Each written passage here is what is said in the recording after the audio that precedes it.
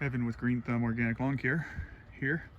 We're at a lawn we're just going to call Mr. F's lawn. Mr. F is a potential new customer. He had some armyworm damage right here on this corner. He put in some Kentucky 31, and I'll let him know that that's going to be a little bit different in color and texture than the rest of this tall fescue lawn. And he'll make the call sometime before the late summer to let us know whether he wants to get rid of it and replace it with turf type tall fescue. Okay, that out of the way, he's got a pretty good established lawn here. He's got some, kind of looks a little funny here. He said that this washes a lot and gets washed, so that's why it's kind of laying over a little bit there. But overall, the front looks pretty good. He's got good coverage with his grass here. These dead marks through here was probably a delivery man who walked on this when it was there was a hard freeze. That tends to happen, but that'll clear up. Over here, he's got a little bit of I can't tell if that's Nimblewheel or Bermuda. It's not thick enough. We'll have to. Oh, it's Bermuda. Got a little Bermuda in the corner here. And we'll let him make the call whether he wants us to try to get rid of that. But it would be the same thing as up here. We just kind of wipe the area out where it is and replant. I explained the use of turf renovators, the slit seeders.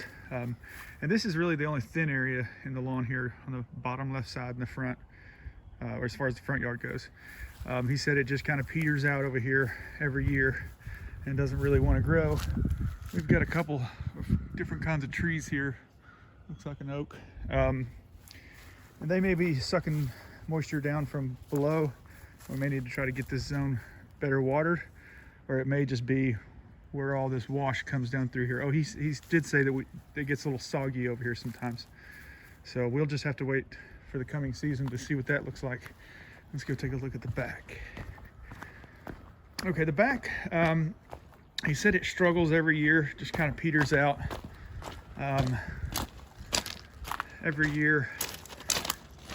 And I told him I'd take a look at it and try to give him what my thoughts are, whether we're going to be able to get grass established back here. And I think we will. We don't have very much overhead tree issue as far as right above the lawn. So it's going to end up getting some good sun during the day. So that's a good thing. And you know, it just it's thin here, very thin right over here.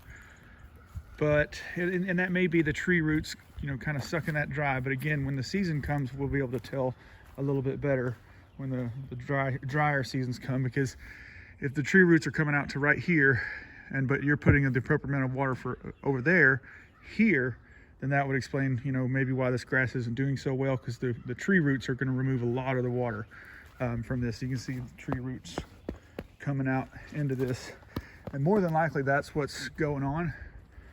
But if we can get real thick grass established here next seeding season, that'll help keep the sun from baking the soil and keep the problem from perpetuating itself. And then maybe we can adjust the irrigation system to apply some more water to this side. But again, we'll be able to tell a little bit better when the summer gets here, things start to dry out. So, and it kind of appears to be that way all the way up around. That's probably what it is. It's probably trees. These trees' roots are out here sucking water out, and this is doing better because it doesn't have to deal with that. Now, he's got some Bermuda mixed in back here as well, mostly in this corner that gets the most sun. Again, it would just be a preference of the customer if he wants us to get rid of that, remove it. We have pretty good success with that. We can wipe it out pretty well. But again, it's just, you just got to kill it, wipe it all out, and start fresh. But there's enough of it everywhere. Let me see how far down it comes.